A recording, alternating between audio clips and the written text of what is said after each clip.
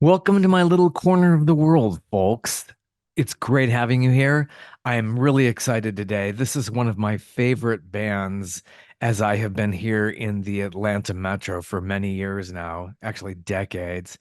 This band is known as Collective Soul. You might have heard about them. They're going to be touring this summer with Hootie and the Blowfish, along with Edwin McCain. Those guys have all been very, very popular here in the southeastern United States and in the rest of the US and abroad. But yeah, they're really going on a huge tour this summer. But the bigger news with Collective Soul is that they have a brand new album, and not just any kind of an album. It is a double LP, which those don't happen too much these days. There are 20 songs in this set, just released. Go out there, get it wherever you can. This is a great new release from Collective Soul. They have been recording consistently through the year, so they're beyond being a 1990s band. I know a lot of people look at them as such, but they're really not. And I speak with lead singer Ed Roland today. I've spoke with his brother Dean on two separate occasions on the last couple of releases that they've had. So they've been consistent all these years and constantly putting out new stuff.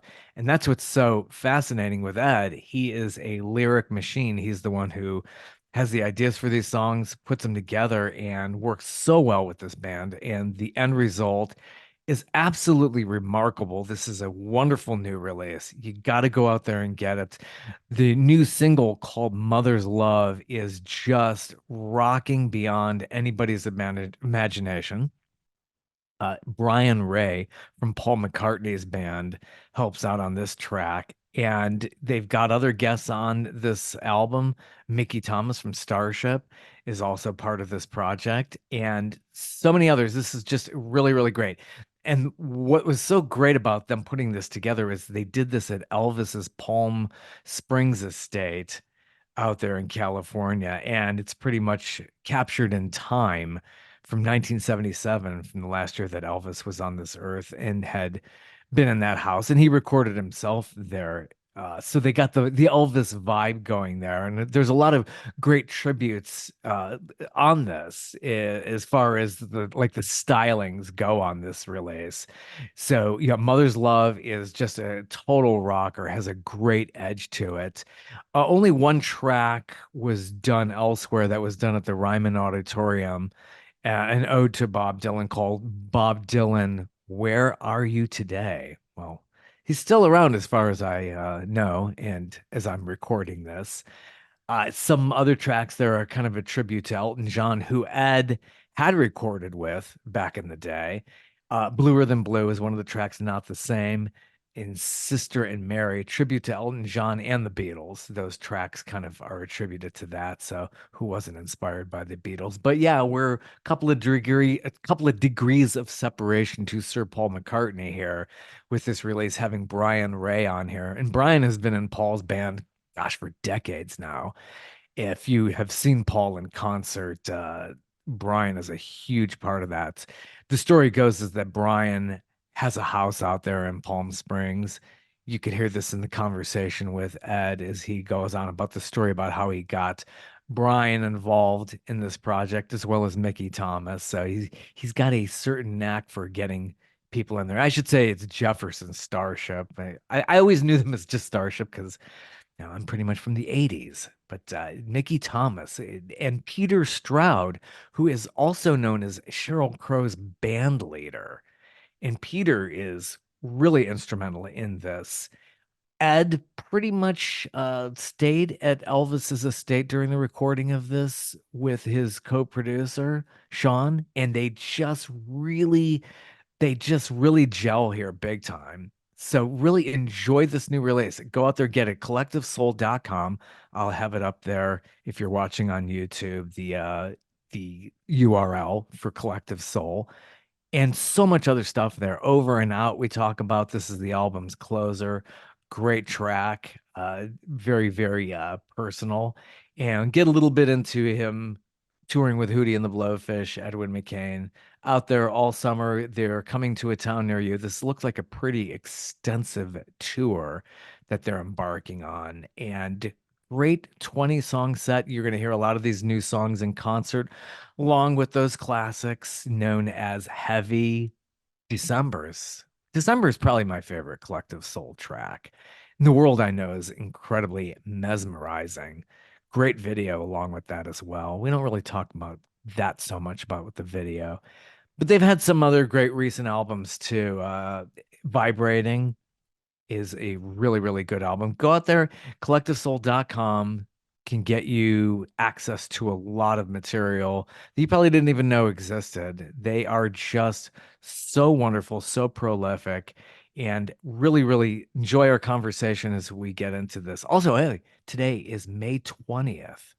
So this is National Dog Rescue Day. So go out there, rescue a dog if you would like to. But anywho, enjoy this new interview, fresh interview with Ed Roland. If you want to go on my website, talesfromthecorners.com, I have spoken with Dean, his brother, twice on those previous releases like Vibrating and the EP called Half and Half. Really good stuff here. Talented band, and Ed is just so great, so nice. So it was a wonderful time speaking with him. Enjoy. Great to see you this Oh, morning. How's it well, going over there? thank you so much. Beautiful. This early in the morning. Thank you. I guess are you on the western coast this morning? No, I'm on the East Coast. Okay. I'm coming to you from Peachtree Corners, Georgia, which is a I little know where you. north of Atlanta. Yeah. Yeah. Very cool. So, and you're from Stockbridge, Georgia. Yeah, I haven't been there in, 45 years. I, Well, I grew up in Cleveland, Ohio. I rarely go back, maybe every 5 years or so. I got a little bit of family left over there, but yeah, I know how that feels. yeah, that's where we were born. They always go Stockbridge. I was like, I don't even know what's there. You know, there are a couple of funerals I've had to go to. Yeah, I guess what's still there are probably Walmarts and Targets and Home Depots. That's the typical. Yeah, we had to live with our family early in our career just because we didn't have any money. Somehow money got disappeared, and we all had to move back to our family's basements. And we'd always meet at the Kroger parking lot before we went on tour. And it's just like I think it was the fast food capital of the world. I used to make the bus. I just pick a different Long John Silver's. Let's meet there this time, or Burger King or whatever. All those crazy fast food restaurants. It was kind of a fun little game we had there for a second. Yeah, all these places have these huge boulevards and like everything's on them, like anything you could think of, and there's so much traffic. Yeah, yeah. The Walmart, the Kroger's, Publix, and dollar stores, like, and then every fast food, like every chain, is on that main street. Back then, anyway, main street of Stockbridge. It was just crazy. Yeah, yeah, but that's where it all formed. It's where you got Yeah, your muse from as you were growing up.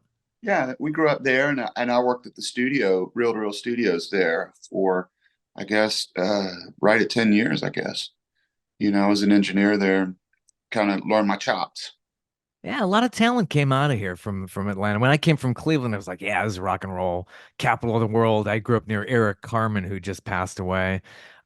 Those kind of people. I was like, I came down here. I was like, oh my gosh, you got everything down here. And then you all came along in the 90s. I've been here over 35 years now. So it was just fascinating seeing how you came on the scene and how you grew. And you've now, as a band, been together over 30 years. So Yeah, it's exciting. You ever think everything you be together this long? it's funny. Yeah, it's funny you just mentioned Eric Carr because Mickey Thomas sang on a record with us. He sang like five background vocals with He us on this. did. Remember Yeah. he did "Fooled Around and Fell in Love." Wasn't Yeah. Yeah. that? Exactly. Anyway, it just hit me because we love Mickey so much, and I think Eric. I talked to him after he passed. He said he's a cool cat. Yeah. I Yeah. got a Really huge just talent. I love history of music, and I love those. If it wasn't for them, there'd be no career of Collective Soul or me wanting to ever be a songwriter. Yeah, your output is amazing. How do you get that vibe and that inspiration? It's some struggle and don't come out with nearly as much as you've come out with over the years.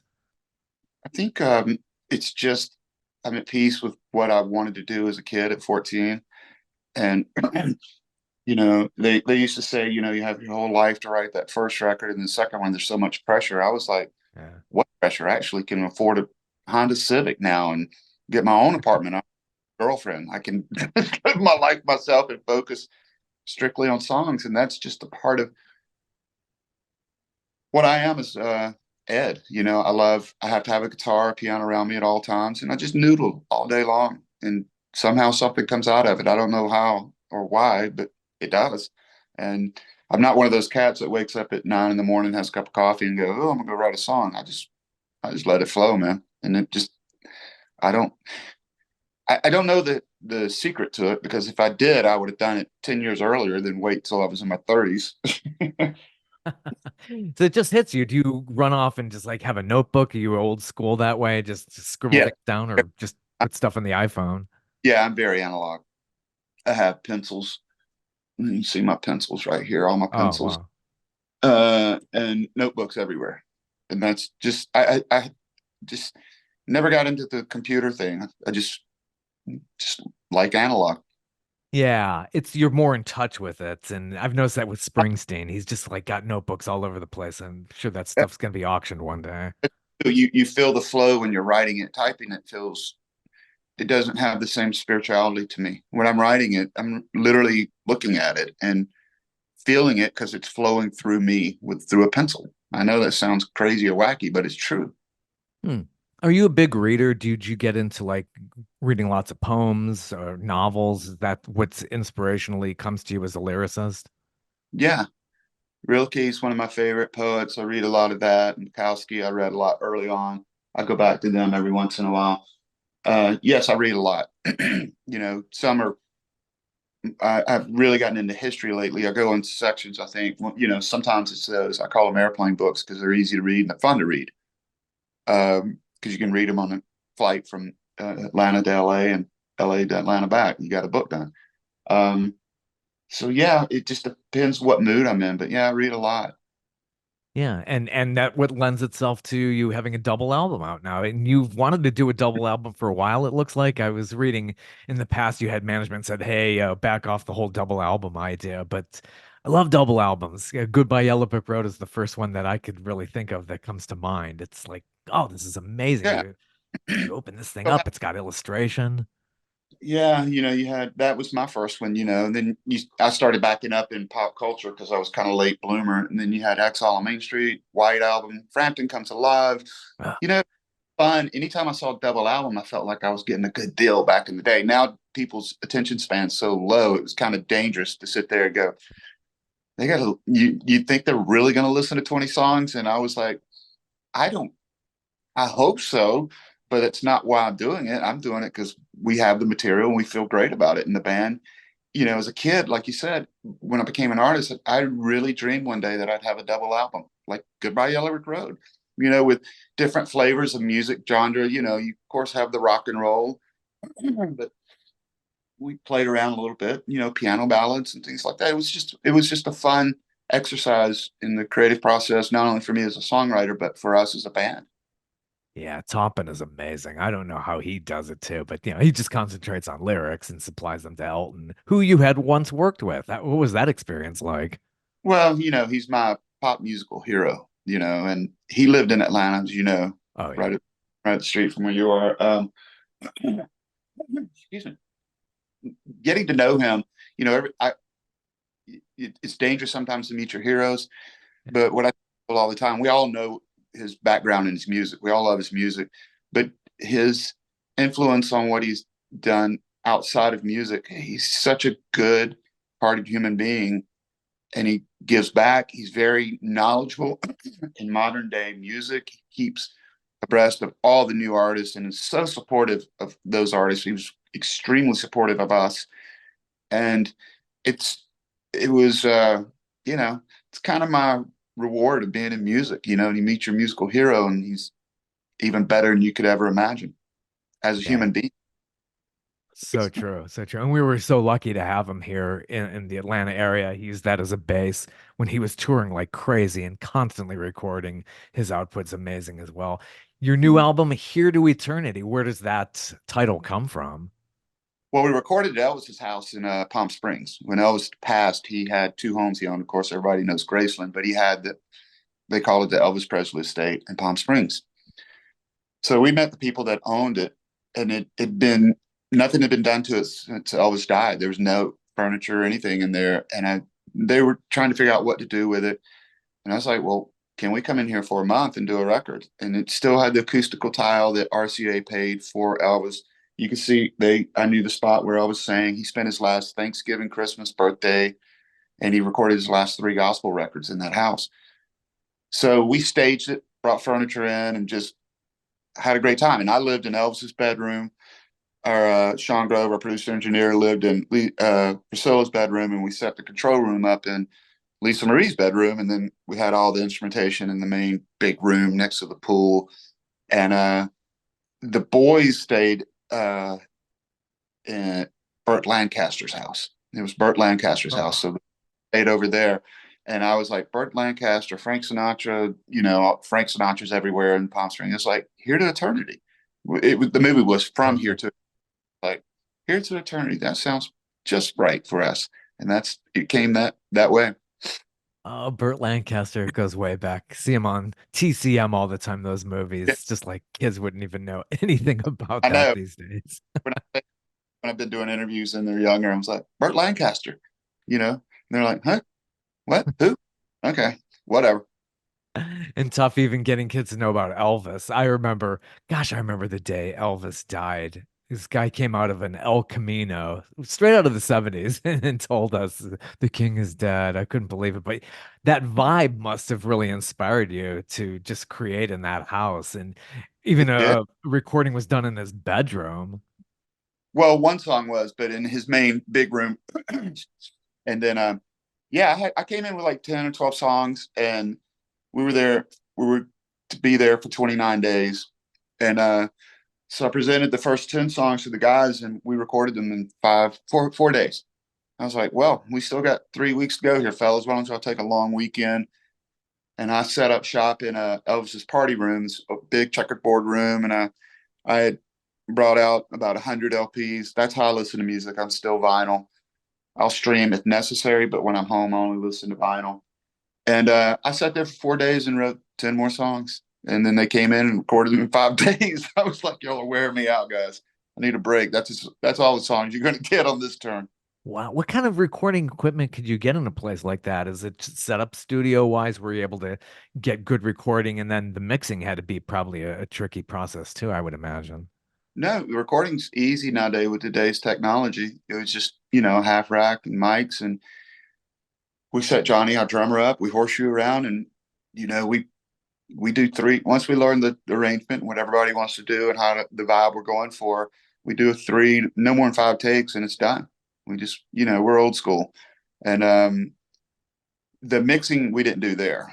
That would have been a little difficult because it wasn't set up for mixing and things like that. So we did a little overdubs here and there at different spots after we got the basic tracks done. You get away from it for a second and kind of go, huh, let me try that vocal again. Or sometimes I couldn't even sing because the band's playing live, so there's no way I could do a vocal in there. It was just a scratch track just to get them through. But the overall basic tracks were all done there. Right. And the opening track, your first single, Out Mother's Love, featuring Brian Ray from Mm-hmm. Paul McCartney's band.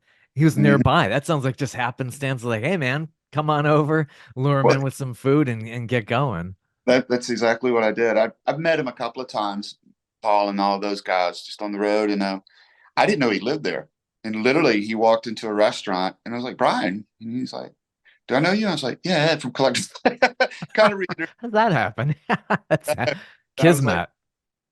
he was like, "Yeah, I live here." I was like, "Cool." And I said, "Well, I'm staying at Elvis's house. You want to come over?" He goes, "Yeah, man, I've always wanted to check that out." He goes, "I live literally 2 blocks from there." I was like, "Cool. Why don't you come over? We'll break bread and eat some food." And I said, "By the way, will you bring a guitar while you're at it?" And he goes, "I know what you're up to." I was like, "You damn right. Bring your guitar. I'll feed you well." He was awesome. And then his absolutely gorgeous. He has a swimming pool in the shape of a guitar. I was like, "Now this is Palm Springs right here, buddy." And then, like I said, we had Mickey Thomas who lived there, so I did the same trick to him. I was like, "Hey, dude, why don't you and your wife come over and we'll have dinner?"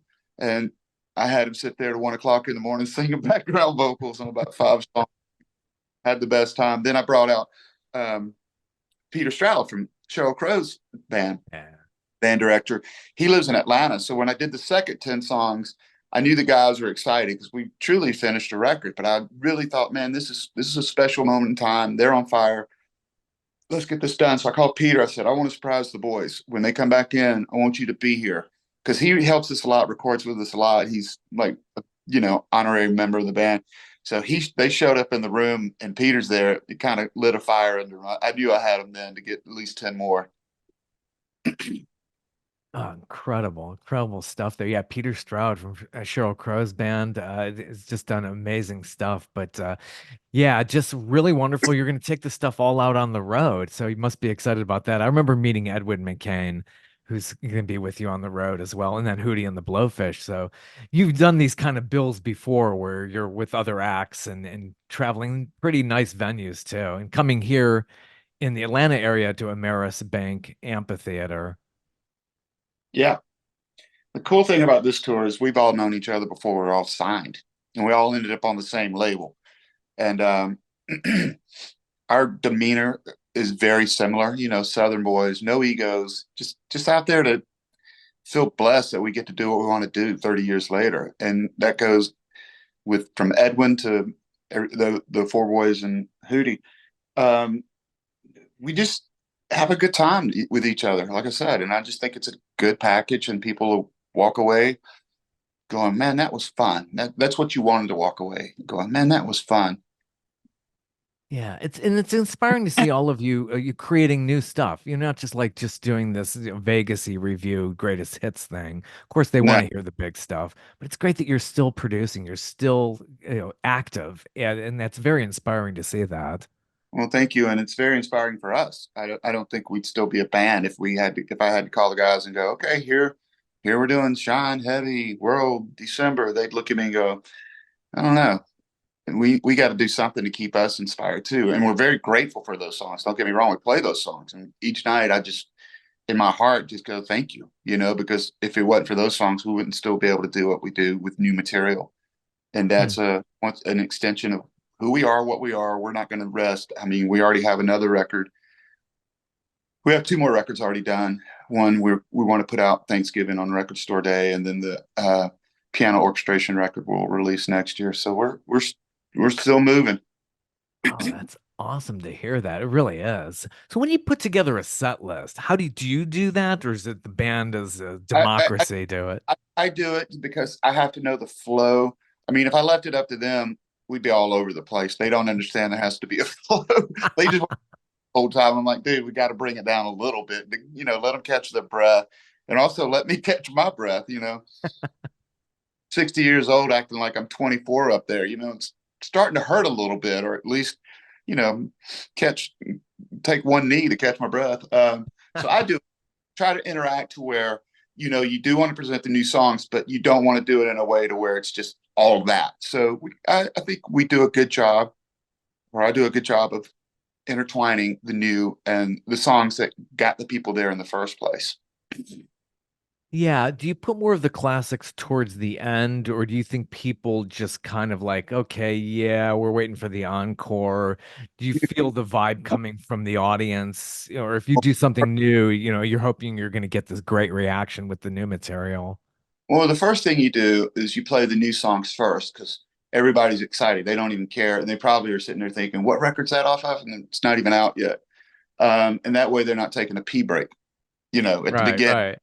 And then we probably throw Shine in fourth. So we let people know, okay, that's done.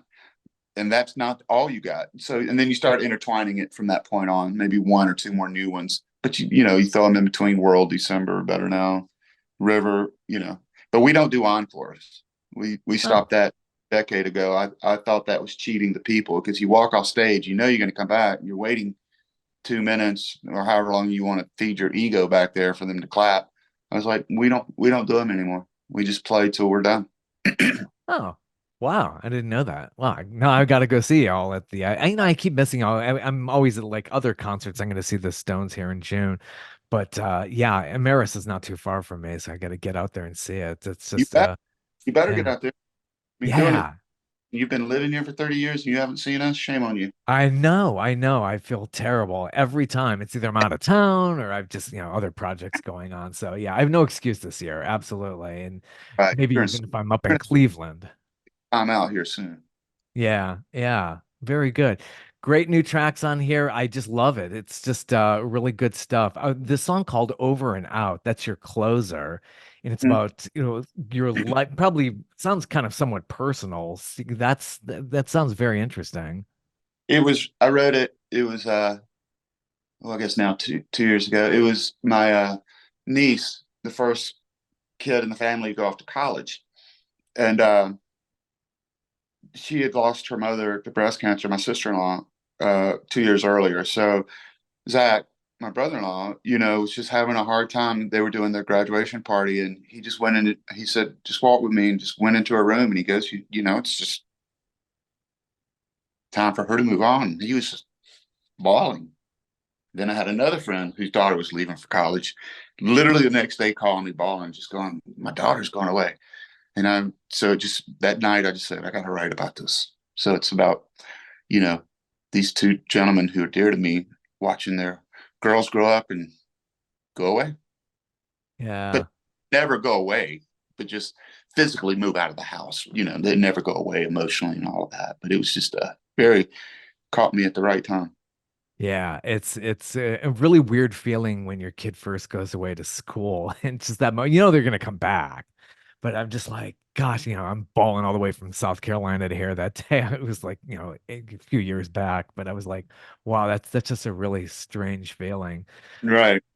But Collective Soul, just wonderful. I mean, part of the 90s. I remember hearing you on 99X here, one of those stations here in Atlanta, and Yeah. just very much part of our soundscape here, and also the single from Scream 2, which was very, very big here.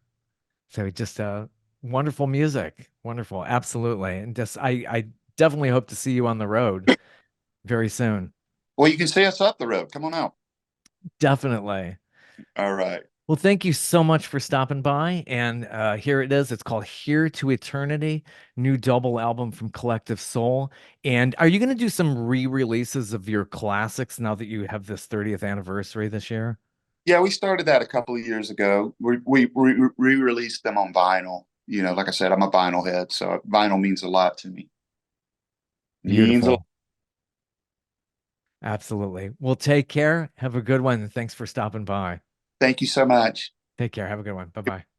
And I hope you enjoyed our conversation. A little bit of that Stockbridge, Georgia talk there. Stockbridge is completely on the other side of town from me. I'm in Peachtree Corners, obviously, as most of you would know, which is about a half hour north of the ATL. Stockbridge is clear way on the other side, but as you just heard, Ed doesn't go back very much, just for the occasional funeral, I suppose. But we all kind of move on in life. I have no idea where Ed is these days. I didn't really want to get into that and disclose locations. Anywho, what a great rock star, huh? How about that? What a great job to have. And just rock on. Seriously. And we'll be back in about a week or two. So hang in there.